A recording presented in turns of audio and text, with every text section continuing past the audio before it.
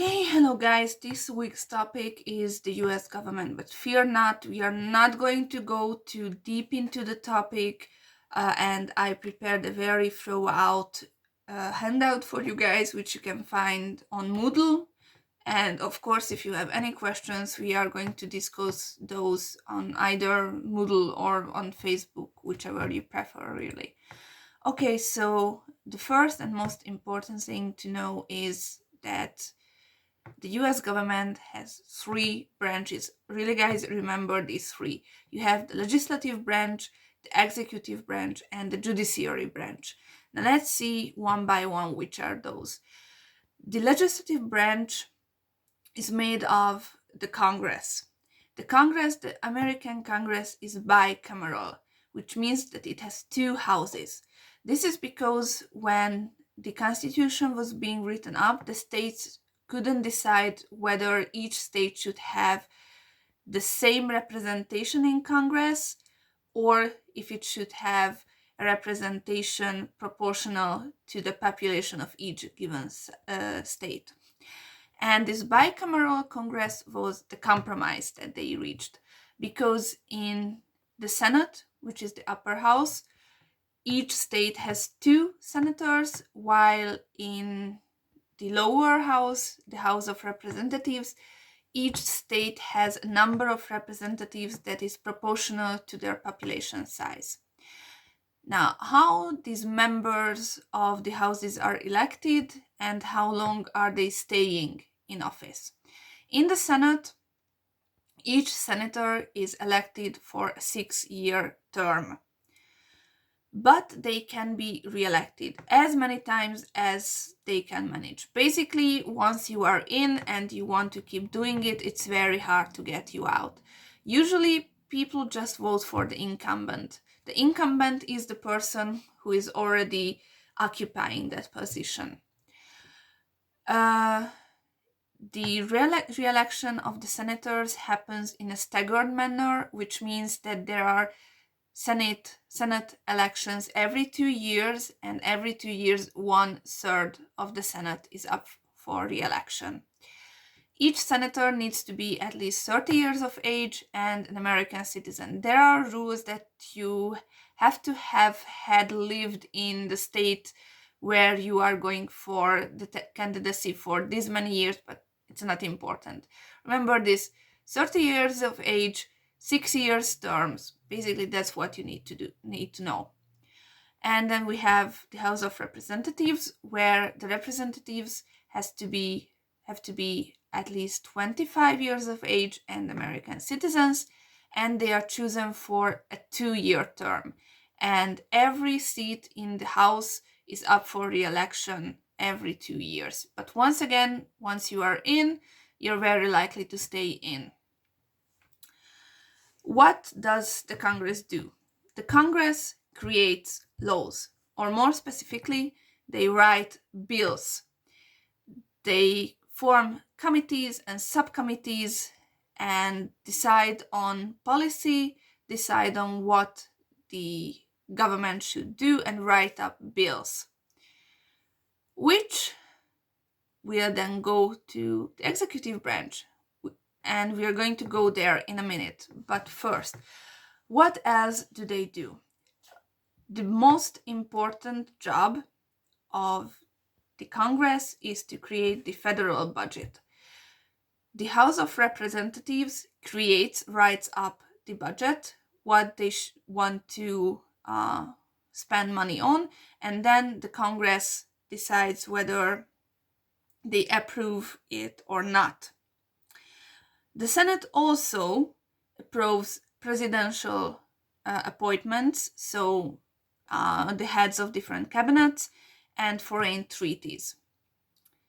That's mostly about the Congress and the legislative branch. You don't really have to know anything more about that. Also, they have the power to declare war, raise an army, borrow and coin money, regulate interstate commerce. I'm just checking my notes. But yeah, that's the legislative branch. Now let's see the executive. The head of the executive branch is the president. As for who can be president, you have to have been born in the US. So you have to be a US citizen since birth. This is why it was such a huge rumor, not a scandal, rumor that Obama might have been born in Kenya, which is bullshit. He wasn't. But if he had been born in Kenya, he couldn't have run for president. That's why people were so focused on whether he was born in the States or not. So yeah, you have to be at least 35 years of age and born in the US. Presidents are chosen for a 4-year long term, and they can be re-elected only once. So they can serve 2 terms tops, no more. 8 years in total. And after that, once the 2 terms are over, presidents are expected to get away from politics. So once you have been president of the United States for 8 years, you are expected just to sling back and not to care about politics anymore, which doesn't really happen, but yeah. The main function of the executive branch is to sign bills into laws, to ratify laws. So once again, the legislative branch creates a law, creates a bill, more specifically, and it is up to the president to ratify this bill and so make it a law. What can the president do once he is, because so far we have only had male presidents, so let's say just he. Once he is presented with a bill, he can either sign it. When he agrees with it, he says it's okay, he just signs it. He can veto it. Say that I'm not okay with this. I have some plans to amend it, to improve it. He makes notes about this bill and sends it back to Congress. At this point, the Congress either takes the president's notes into consideration, or they can vote on the law, and if 2/3 of the Congress decides that this bill still should become a law without the president's okay, they can make the bill into a law. Or he can do that, he won't sign it. The president has 10 days, not counting Sundays, to decide on this law, this imaginary bill, whether it becomes a law. So 10 days without Sundays. If he doesn't decide by the end of this window, the bill automatically becomes a law. And there is a fourth option called the pocket veto. If the Congress adjourns, so stops sitting together, if the Congress adjourns before the 10 days is over and the president doesn't do anything, then the bill is defeated. It does not become a law. Presidents usually do this when they do not agree with the law, but they don't want it to go onto record that they killed it. So yeah, that's it. The president is also known as the commander-in-chief. He is the head of the army. He conducts meetings with foreign dignitaries, and yeah, basically that's it. Okay, before we go onto the judicial branch, let's talk a little bit about election. One thing that your textbook doesn't talk about, and one thing that actually I had never learned about in university, and I don't know why, because I think it's a very important motion of the US elections, is the primaries. Once again, the US has a so-called two-party system. So you have 2 parties, the Democrat and the Republican parties. And we are going to talk about these 2 parties a little bit later on. And the primaries is how these two parties decide on who should be their candidate in the presidential election. The primaries happen state by state. The first primaries happen in February-ish, in the year of the election. The first states being, for example, Vermont and Iowa, because the primaries do not happen at the same time in each state. And while Iowa and Vermont has a relatively small population, so they shouldn't have that much of a representational weight, because they start the primaries, who wins there has a big advantage, because the other states are just going to follow those. To vote in the primaries, there are states, for example, I'm checking my notes, for example, Washington, where you have to be a registered member of the said party to vote in the primary. Meanwhile, in some states, for example, South Carolina, you don't have to be registered as a member of the party to vote in the primaries. And there is such thing called the Super Tuesday, when a bunch of states do their own primaries, for example, Florida and New York, which are huge states, and basically who wins Super Tuesday is very likely to be the party's candidate. And even though the official candidate is only voted on and announced in July at the party convention, we get to know pretty early on who is going to be the candidate, because in March, February-ish, candidates start to drop out of the race. So right now, I just discussed it with an American friend last night. Basically, right now, it's up to Bernie Sanders or Joe Biden this year to be the Democratic candidate. As for Republicans, it's Trump.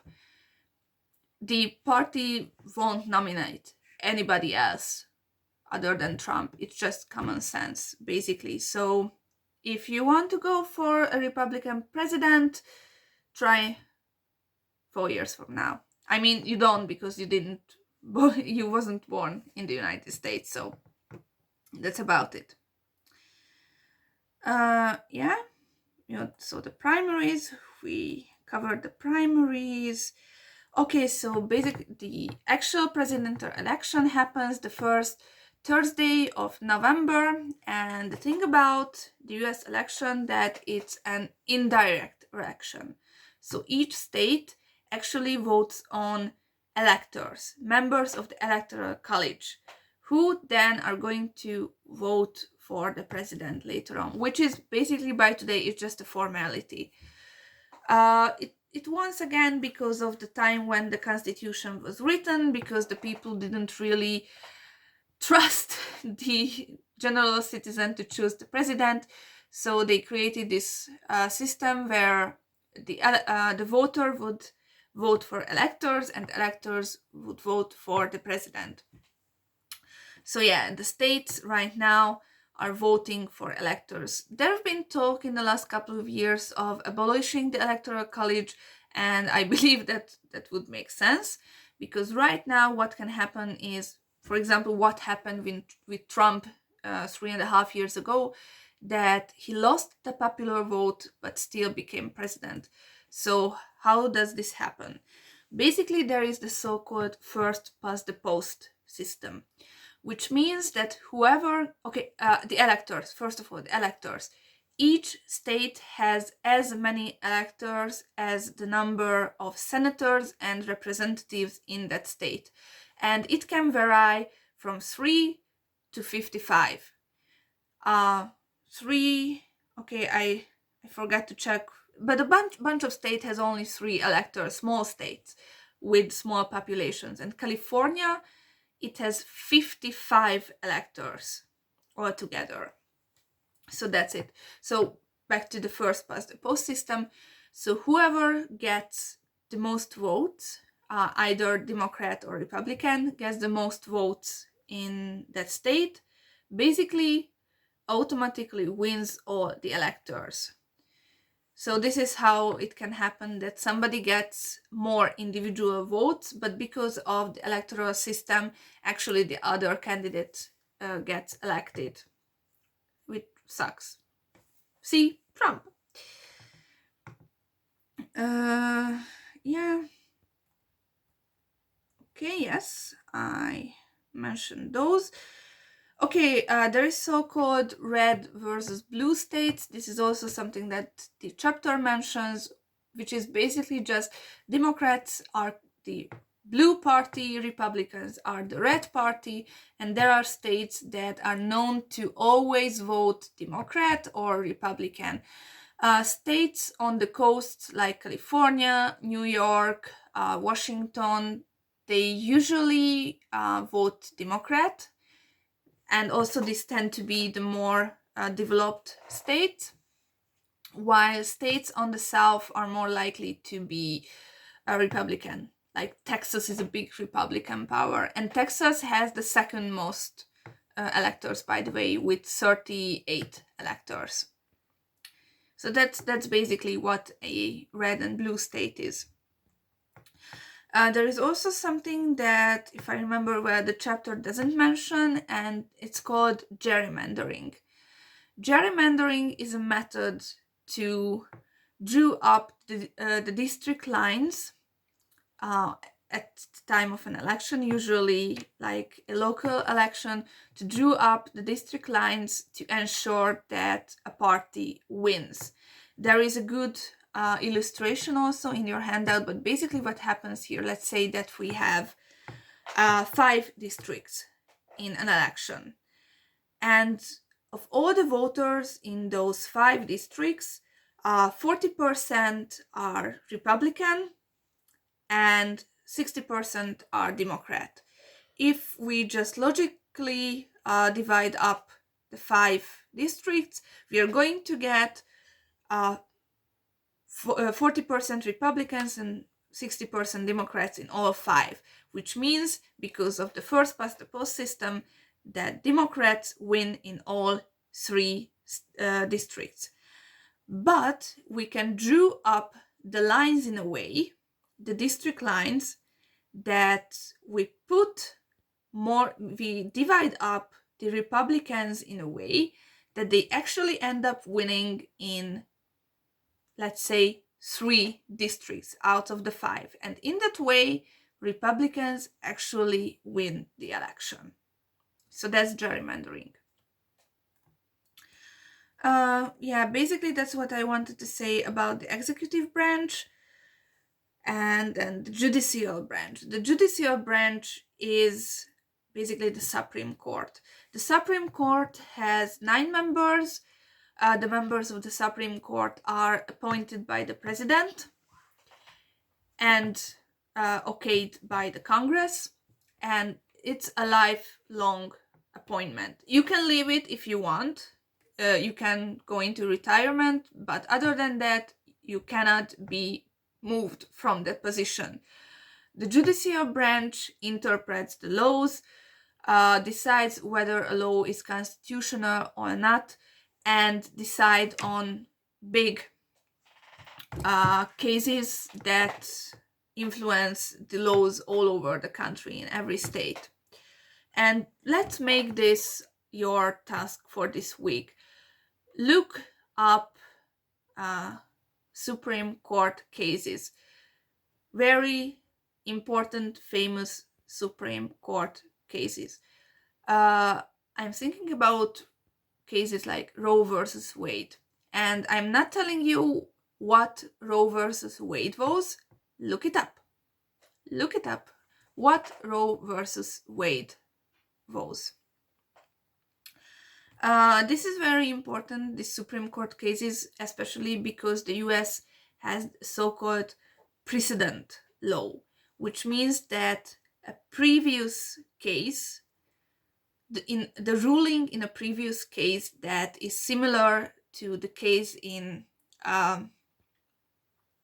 question, determines how this case in question is going to be decided on. I'm sure you guys have read Harry Potter, because Britain also has precedent law. So why I'm talking about Harry Potter? In book 3, Prisoner of Azkaban, when Buckbeak attacks Malfoy and they want to execute Buckbeak. Remember that the guys Harry, Ron, and Hermione went to the library and looked up previous cases because they could use those cases because of precedent law. If they had found the case where they said that an animal attacked somebody and was still found innocent, then they could have used that case to argue in Buckbeak's case. That's precedent law.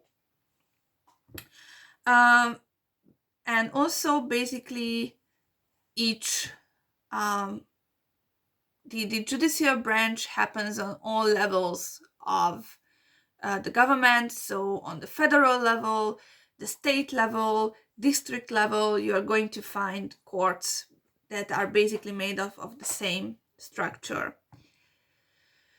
And there is the so-called thing of checks and balances. Also, I put a very good illustration in your handout about checks and balances. This is that each two branches should regulate the third one. So no, not one branch of the three can get absolute power. This is why, for example, it's very good in a way if, for example, we have a Democratic president and a Republican majority Congress, because then they're going to regulate each other. Or they can make each other works impossible, whichever happens. So checks and balances is how the three regulate themselves. For example, in the case of impeachment is when a president is found to be so grossly not for the role of president, abusing power, being obnoxious, that there is a caveat in the constitution that says that president can be removed from power. But for that to happen, the Congress and the judiciary branch has to work together. There is also the steps of impeachment in the handout. I don't want to go into that right now. But yeah, checks and balances, the two branches regulating the third one. It's like the president can appoint so the president can appoint a Supreme Court judge, but the Congress has to approve it. The president can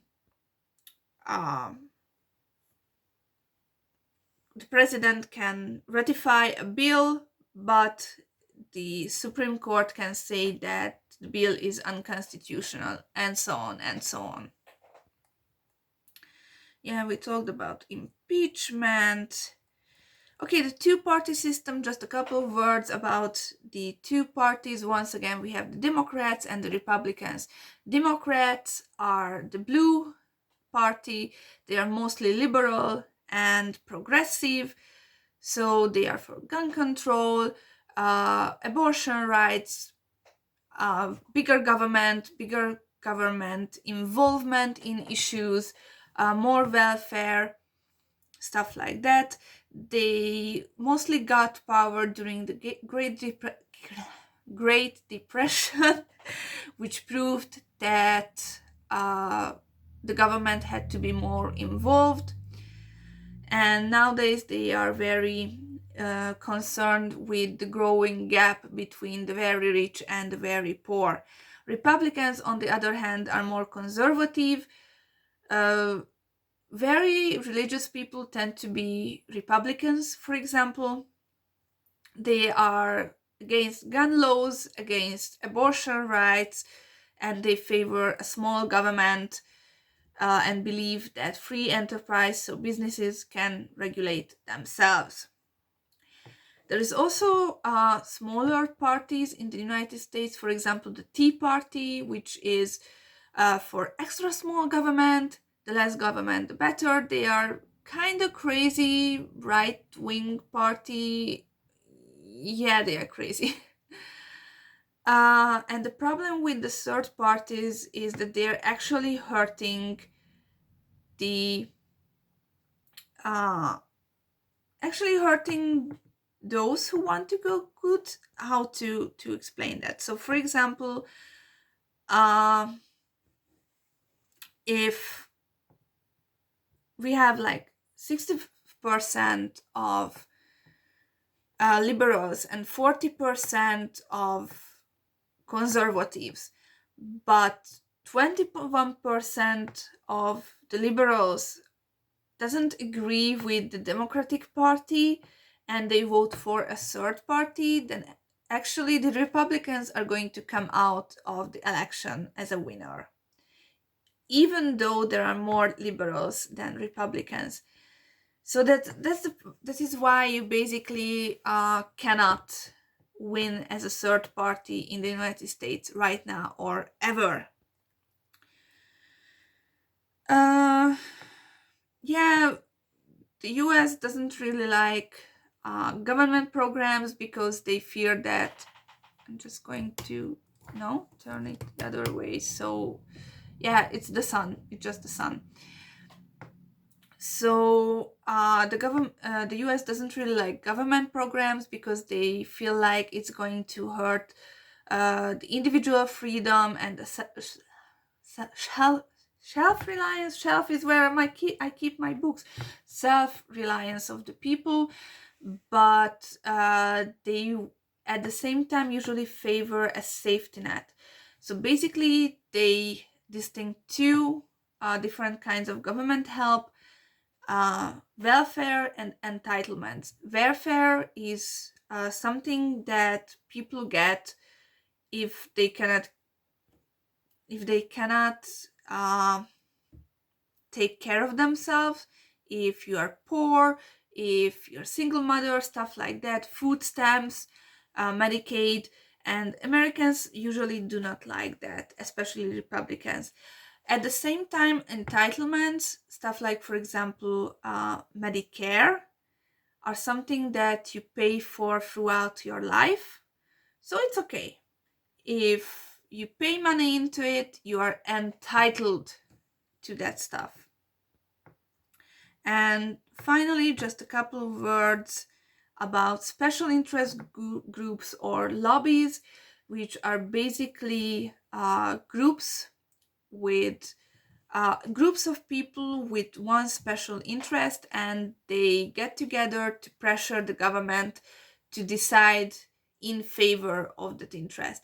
For example, the NRA, the National Rifle Association, which is against gun control because they get money from gun manufacturers, and then they turn that money into lobbying money, which means that they pay representatives and senators, give them donations, campaign donations, and so those representatives or senators are more likely to vote in favor of those issues.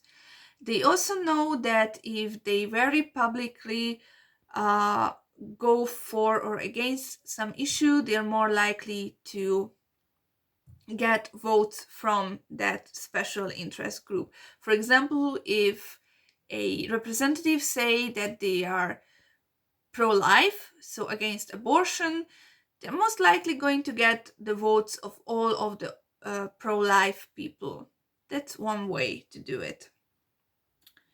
And yeah, basically those pressure groups and lobbying groups pay for the campaigns of these candidates. And once again, the representatives are up for re-election every 2 years, so they are basically campaigning all the time for campaign money and raising campaign money. So it's a never-ending cycle of getting money and listening to special interest groups.